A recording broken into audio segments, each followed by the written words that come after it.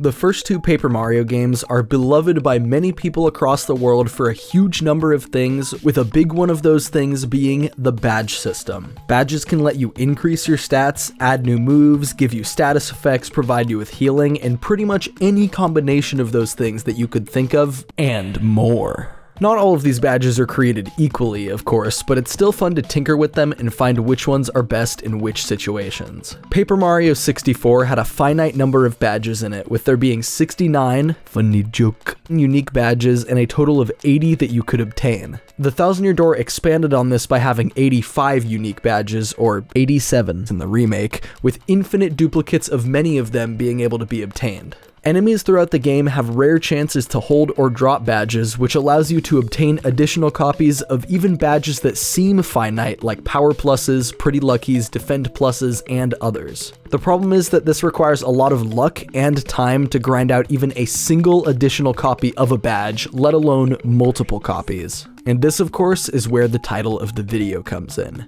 Badge duplication. There's an infamous video about badge duplication in the original Paper Mario by Strider7X, but it's stupidly complicated to set up with basically no benefits. Thousand Year Door on Gamecube has no known way to duplicate badges beyond just simply farming for the drops that we just talked about. Thousand Year Door on Switch, however, is built in a completely different engine than the Gamecube version, which opens itself up to new exploits. On June 2nd, Discord user OZKR posted, "So, I just found a way to make copies of badges that shouldn't be more than one without hacking or modding. Has this been discovered? Or an old bug that was in the old game and brought it back?" And attached below that was an image of their badge menu having 2 return postages, 2 lucky starts, and 2 gold medals, all of which are normally impossible to obtain more than one copy of. As far as I know, they were the first person to publish any information anywhere about badge duplication. And just as a reminder, the TTYD remake came out on May 23rd, meaning that it only took a week and a half of this game being out for this massive oversight to be discovered. And the best part about this exploit?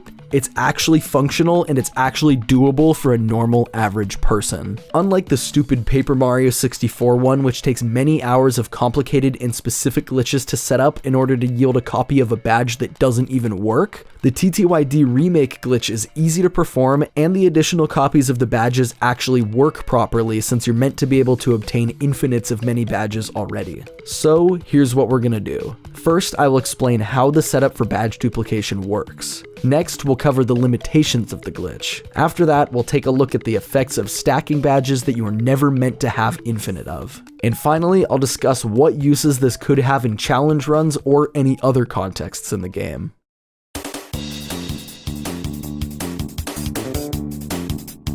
While this glitch doesn't require the complexity of its Paper Mario 64 counterpart, it still takes a little bit of work to get yourself ready for badge duplication. The main requirement to make this happen is you need to fill Mario's badge inventory, which actually caps out at 200. Obtaining 200 badges isn't a simple feat, but buying cheap badges from the Pianta Parlor can get you to that limit faster than you might think. Refunds or super appeals each cost 60 Pianta coins from the Pianta Parlor, so they're the cheapest ones to grind for. You can either grind Pianta coins directly or grind regular coins to buy Pianta coins. I opted to grind Piantas directly because it's way faster. But to be fair, it does require a lot of practice and skill to do it the way I did. Using this method developed by Phantom Arantula, I was able to pretty consistently win the top prize on the spicy slot machine. It costs 4 to play and you win 50 if you can line up the stars. It took me a little over an hour to earn the 7,200 Piantas I needed to fill out my inventory with super appeals, which is actually a lot faster than I thought it was going to be. If you want to get good at grinding Piantas in this game to do this glitch or for any other reason, I highly recommend checking out Phantom A's tutorial. It's a pretty consistent and solid method. After finally obtaining 200 badges, it's time to do the glitch itself, which is actually the easy part.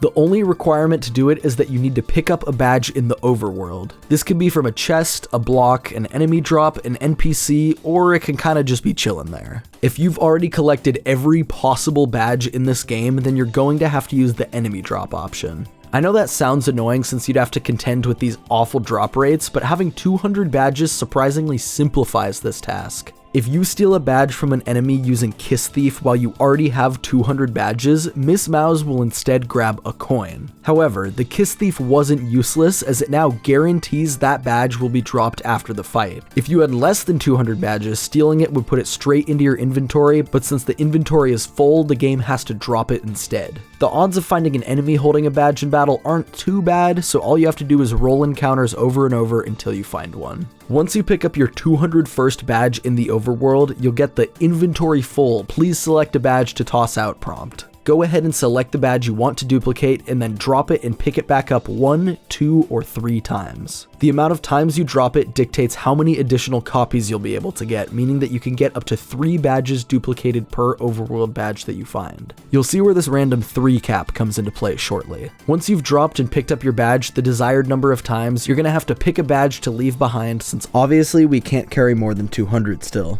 Luckily, you should have a bunch of useless copies of Refund or Super Appeal that you can sacrifice if you grinded up to 200 the way that I did. The next step is to walk into the badge shop where magically 3 copies of the badge you dropped and picked up are now for sale and you still have your original copy of it. And once you see this, you have officially performed badge duplication. You do have to pay full badge shop prices for each additional copy that you get, but honestly it's not too bad a price to pay for having infinite of any badge. Just sell off a few more copies of your useless farmed badges to make room for your new, better badges, and then buy them and you're on your way.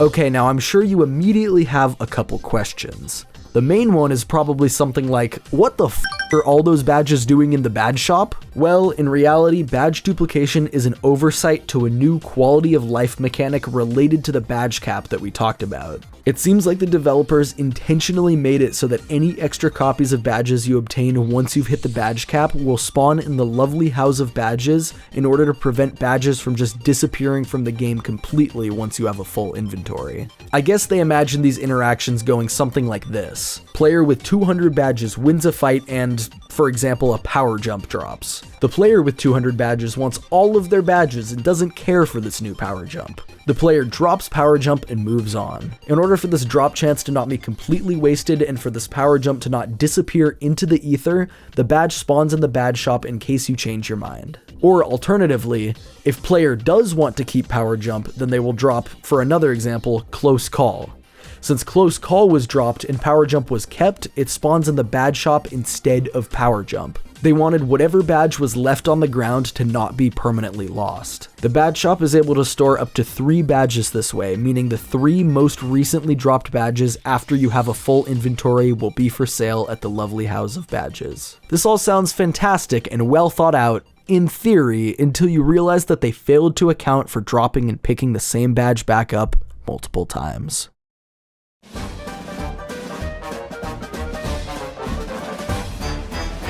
The limitations of this glitch are surprisingly few, and it's pretty much just the stuff I've mentioned in passing already. It of course requires a lot of grinding to get 200 badges at first, but once you're there, it's pretty easy to repeat the glitch. Every overworld badge is a chance to duplicate 3 badges, and those can be found pretty easily using Kiss Thief with a full badge inventory. Only being able to do 3 at a time is technically a limitation, but the fact that you can do even more than 1 at once honestly seems like a victory to me. You don't have to give up your original copy of the badge to get 3 copies in the shop, so you can turn 1 badge into 4, 4 into 7, 7 into 10, etc, etc. The biggest limitation of this glitch is that you have to actually buy badges at the full badge shop prices, but with efficient coin farming methods existing in this game, and the fact that you can hold up to 9,999 coins in the remake instead of just 999 makes this actually pretty reasonable.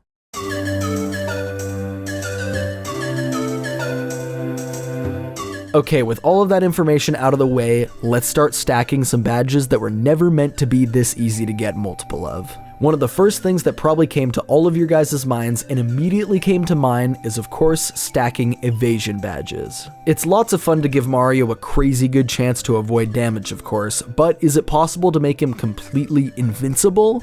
Well, to find out, let's turn to the math. There are 3 badges in the game that provide evasion chances. Pretty Lucky, Close Call, and Lucky Day. Pretty Lucky provides a 10% chance for enemies to miss, while Close Call and Lucky Day provide a 25% chance for enemies to miss, of course assuming that you're in danger when it comes to Close Call. Stacking these badges does not increase your evasion additively, but actually multiplicatively. If it increased additively, you could literally just add together the percentages to calculate Mario's evasion odds. That also means you could literally get to a 100% evasion chance without glitches by farming up to 10 Pretty Luckies from enemy drops and equipping all of them. So with that in mind, it makes total sense to me why they chose to make it multiplicative instead. So let's figure out how to actually calculate Mario's evasion odds. In this case, the simplest way to think about it is to convert that percentage chance into a decimal that represents how likely it is that Mario will get hit. So a 10% evasion chance equals a 90% chance to get hit, which equals 0.9. For Close Call and Lucky Day, it would be a 25% evasion chance equals a 75% chance to get hit equals 0.75. Then you take these values for each evasion badge you have equipped and multiply them together. Equipping one Pretty Lucky and one Lucky Day would be represented by 0.9 times 0.75, which equals 0.675. Keep in mind, this number still represents the chance that Mario has to be hit, not to avoid getting hit. To convert it back, simply take 1 and subtract the value of the other equation from it. 1 minus 0.675 equals 0.325, and then we can multiply it by 100 to get the percentage. 0.325 times 100 equals a 32.5% evasion chance for one Pretty Lucky and one Lucky Day. A side effect of these evasion odds being stacked multiplicatively is that it can never truly reach 0, since multiplying a small number by another small number will still always equal greater than 0. But just how small of a number could we get it to?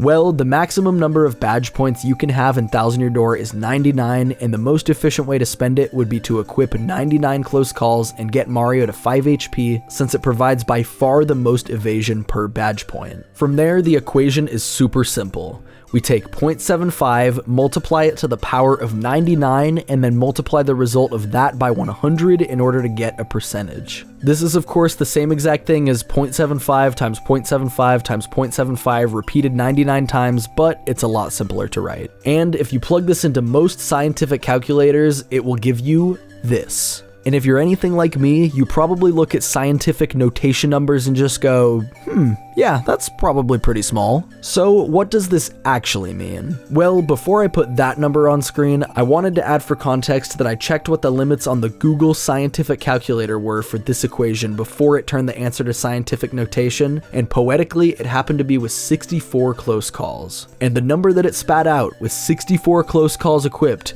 is a 0.00001000906% chance for Mario to be hit. And in case you're not up on your percentages to fractions, that is a 1 in 1 million chance for Mario to be hit, assuming you round down. For all intents and purposes, Mario is already invincible at this point. I mean, sure, there is a really tiny chance that they can hit you, but people don't often win 1 in a million rolls for anything, really. So, back to 99 close calls. Luckily, calculators exist that will write out numbers this small without scientific notation, so we can calculate that Mario, with 99 close calls and 5 health, would have a 0.0000000004275269580. Yeah, you get the idea. Percent chance to be hit. Now, that sounds pretty small, but it sounds even more insane if you write it as a fraction. For the sake of simplicity, let's round up and cut off every decimal point after the 4. Converting that number into a fraction gives us a 1 in 25 billion chance for Mario to be hit by an enemy if he has 99 close calls and 5 health. If 1 in 1 million was functionally invincible, then this is like actually invincible. If you gave a copy of Thousand Year Door to every single person on Earth and they all got attacked by an enemy at the exact same time, it would take roughly 3 attacks for anybody anywhere in the world to be damaged at all. But you know what?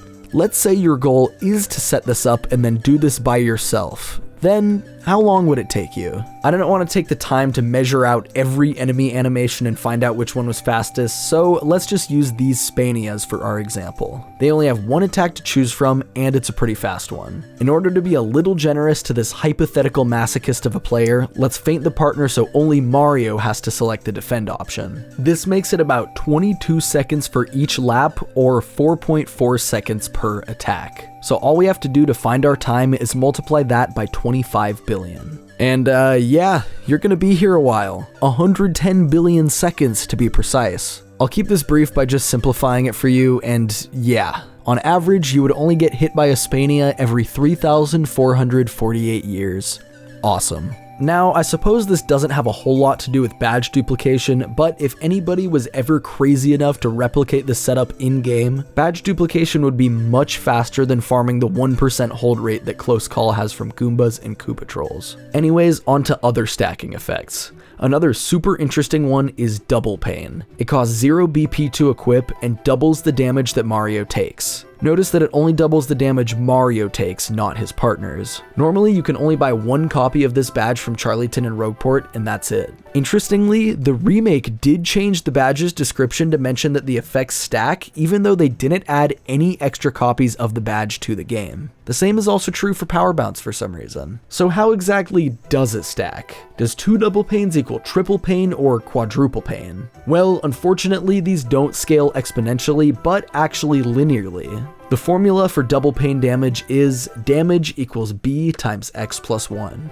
B represents the base damage that Mario would take normally, and X represents the number of double pains equipped. So with 0 double pains equipped, Mario takes his base damage times 1, which is obviously just the same as his base damage. 1 double pain, it does in fact double the damage, since 1 plus 1 does in fact equal 2. Beyond that though, we get into unintended territory, but it continues to scale linearly. 2 double pains makes the equation Mario's base damage times 3, 3 double pains multiplies it by 4, etc, etc. And I mean, you saw what we did with the evasion badges. Of course we're going to use this knowledge to find the highest number of damage Mario could possibly take. You'd think that the best solution would be to badge duplicate up to 200 double pains, since it costs nothing to equip and 200 is the inventory limit, but that actually isn't the optimal way to take maximum damage. Equipping 49 P up D down badges for 98 badge points and then spending the other 151 slots on double pains is the true way to maximize damage. When dealing with numbers as small as Paper Mario, adding that 49 to the damage that Mario takes and then multiplying it works out to be way higher than simply just multiplying the damage without that. Again, if double pain scaled exponentially, then equipping 200 of them would absolutely be the solution, but then the solution would be an undefined number. And now, with our badges set up, let's run the numbers for the highest uncharged attack from an enemy, and for that purpose, I call Wacka to the stand. When he chucks red Whack-A-Bumps at you, it deals 25 damage, which is insane for this game. So with minus 49 defense, Wacka will now deal 74 damage to Mario instead of 25, and then multiplying that by 151 gives us the true highest amount of damage possible in Thousand Year Door,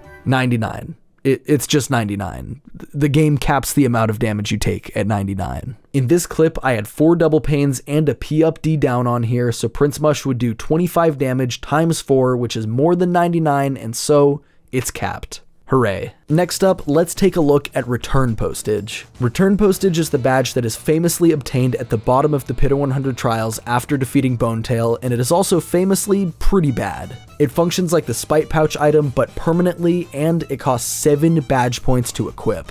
Direct attackers receive half the damage that they deal to Mario while still dealing their full damage to him. And to add insult on top of insult, Return Postage rounds odd-numbered damage down. This badge is underwhelming and is only obtainable once through normal means, so let's see if we can use badge duplication to make this badge a bit spicier. Before we actually stack them together, it is worth noting that Return Postage intentionally stacks with Spite Pouches to provide a 1-to-1 Mario to enemy damage ratio. Double Pain also doubles the effects of Return Postage since Mario is taking double the damage. So what happens if we put on, say, 4 Return Postages?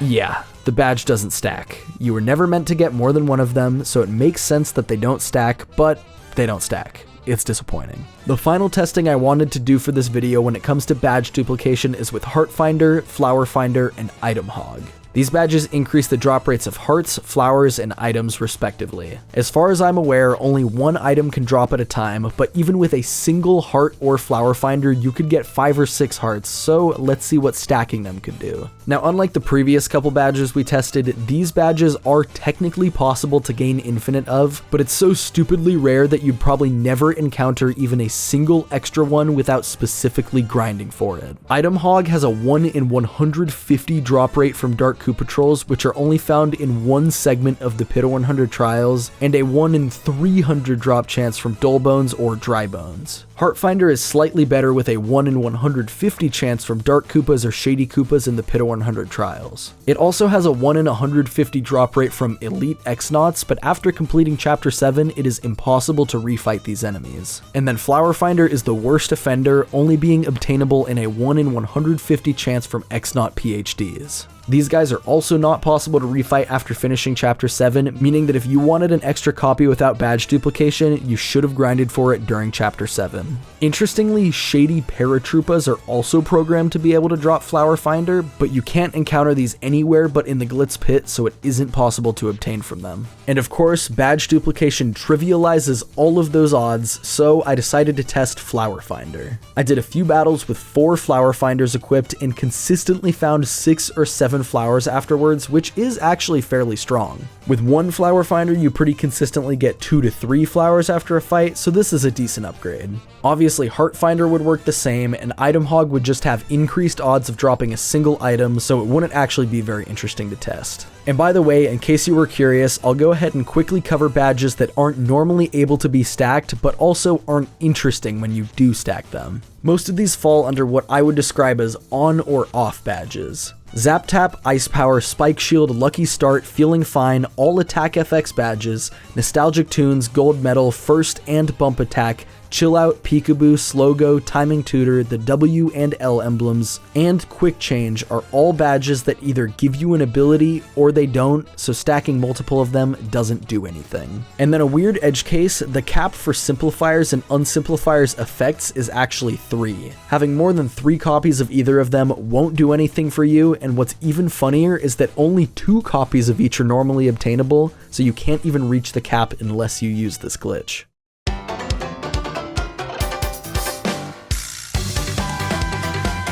Badge duplication is pretty easy to perform overall, and you can achieve some pretty incredible results with it. Obviously, stacking all of those badges like I just showed is super fun, but not super practical. Although creating a Mario with a 1 in 25 billion chance to be hit is pretty neat, it would be much faster and easier to just make Mario super strong with normal Danger Mario strategies. The most genuinely useful applications I could see for this would come from cheesing challenge playthroughs or simply creating a well-rounded late game Mario. Duplicating Jumpman badges is an easy way to have a lot of attack power for pretty cheap, and then you can throw on Spike Shield and Ice Power to mitigate any of the limitations of jumping. With a ton of Jumpman stacked, you could unequip expensive power pluses and save your badge points for other stuff. Pretty Lucky badges are actually more cost effective than Lucky Days, with 3 of them providing a 2.71% evasion chance for 6 badge points, versus Lucky Day providing 25% for 7 badge points. If you grind into a fairly reasonable 10 Pretty Lucky badges, then you could give Mario nearly a 2 in 3 evasion chance, which is pretty amazing.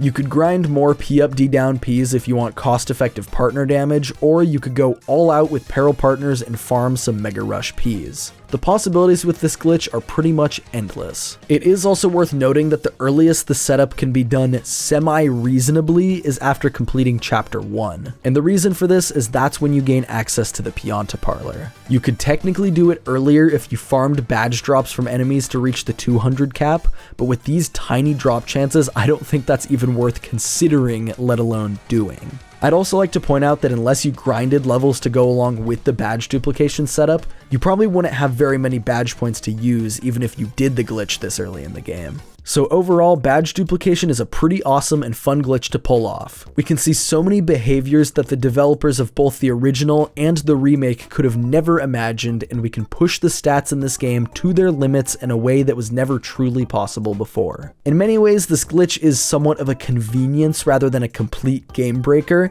but I definitely don't want to understate just how much of a convenience it can be in some cases. Like, for example, you can obtain infinite copies of Jumpman in the vanilla game, but with it only being a 1 in 150 chance from a poison puff and a 1 in 300 chance from a wizard, which are both enemies that appear in the late stages of the pit, it's hardly practical to grind those without badge duplication. I think that most of all, this is a fun way to create the ultimate balanced late game Mario. One that doesn't have to sacrifice HP or defense in order to deal tons of damage, and one that has ridiculous evasion odds. And remember, all of this is assuming they don't patch the glitch. So thank you guys so much for watching this video. All the math I did for this video is a bit different than what I'm used to, and I'm definitely not a mathematician or anything, so I hope you were entertained by it at least. Huge shoutouts to all my Bringle channel members for going above and beyond to support the show. It really means a lot. If you want to join them on this prestigious roster, then hit the join button on my channel page. Besides that, make sure you subscribe, like the video, and comment if you want to help push this video to more people. But most importantly, take care, guys.